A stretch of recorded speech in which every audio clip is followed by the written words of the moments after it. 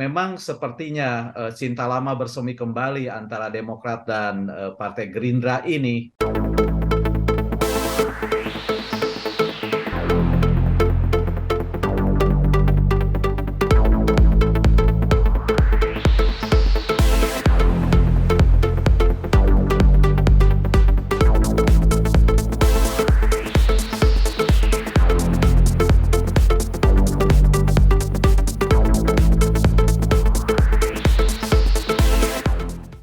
Dan kalau kita baca baik secara psikologis, secara historis, memang sepertinya cinta lama bersemi kembali antara Demokrat dan Partai Gerindra ini, atau dengan kekuatan yang dibentuk oleh Prabowo Subianto itu akan terjadi.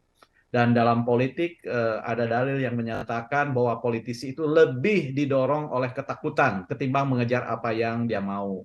Ketakutan itu apa? Ketakutan untuk tidak diterima atau misalnya bergabung dengan koalisi sebelah tetapi menimbulkan emosional yang kurang bagus gitu ya. Sebab kita Maksudnya tahu koalisi bahwa Ganjar ini? ya, sebab kita tahu bahwa sekarang pilihannya hanya akan dua kan, apakah akan bergabung dengan salah satu atau tidak. Tapi juga partai ini kan punya pengalaman selain mendukung, selain masuk ke dalam koalisi, bisa juga hanya mendukung seperti dalam pemilu 2014 kalau tidak salah, dia mendukung koalisi Prabowo tapi tidak menjadi anggota koalisi. Tapi sepertinya untuk pemilu 2004 ini Demokrat akan tegas kali ini masuk menjadi anggota koalisi. Hanya tinggal pertanyaannya, kalau sekedar ingin menjadi anggota koalisi, menurut saya ke kubu manapun tidak akan susah. Yang agak susah ketika dia memasang target menawarkan ketua umumnya menjadi calon wakil presiden, ini akan agak susah. Kenapa? Karena di sana sudah banyak deal-deal terjadi, banyak juga kompetitor, masing-masing partai bawa calon wakil presiden, bakal calon wakil presiden dengan pengalaman, keterlibatan, mengelola negara, jabatan sipil yang begitu mentereng. Jadi menurut saya kalau sekedar untuk menjadi anggota koalisi dengan power sharing di luar mendapatkan calon wakil presiden itu akan bagus, akan banyak, dan akan mudah. Dan itu yang harus dilakukan oleh Partai Demokrat gitu ya. Selain dia move on dari koalisi sebelumnya, juga harus move on dengan target pemilih 2024 gitu ya. Prof, tapi ketika Pak SBY yang datang langsung menemui baca pres ya Ketua Umum Partai Gerindra, Pak SBY ini juga adalah presiden begitu ya. Apakah ini artinya menurunkan target ya, atau mungkin ia lebih baik merapat seperti kata Prof bilang daripada tidak sama sekali?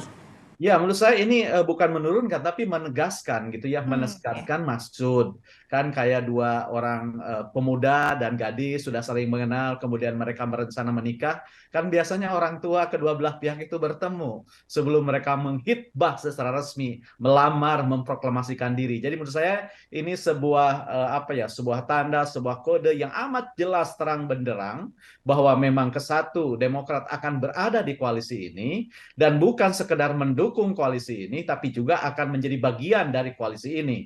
Nah, perkaranya apakah power sharingnya seperti apa itu kita tidak tahu dan tidak akan pernah diumumkan. Misalnya siapa akan mendapat apa, itu rahasia dan pasti itu terjadi karena politik kan soal power game. Power game-nya sekarang dilakukan, nah sekarang power sharing-nya akan seperti apa. Tetapi saya melihat bahwa sekarang kan yang dihadapi oleh partai-partai itu dua. Yang pertama, bagaimana mereka memenangkan koalisinya, dan pada saat yang sama mereka pun akan berjuang bagaimana memenangkan partainya dalam pileg, karena ada dua kontestasi ya, dan lain-lain ya. Jadi selain untuk mengatrol kemenangan koalisi, menjadikan kandidat yang didukungnya menang, juga mereka ingin mengatrol suaranya dalam pileg. Dan menurut saya keberadaan Demokrat di Partai Indonesia Maju itu jauh lebih memberikan ruang yang terbuka untuk mengekspresikan dirinya, kekuatannya. Kenapa begitu? Karena saya lihat ketimpangan atau gap antara satu partai dengan partai lain tidak begitu nampak di koalisi Indonesia Maju ini.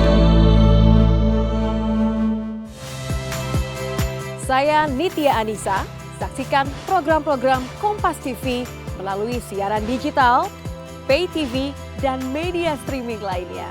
Kompas TV, independen, terpercaya.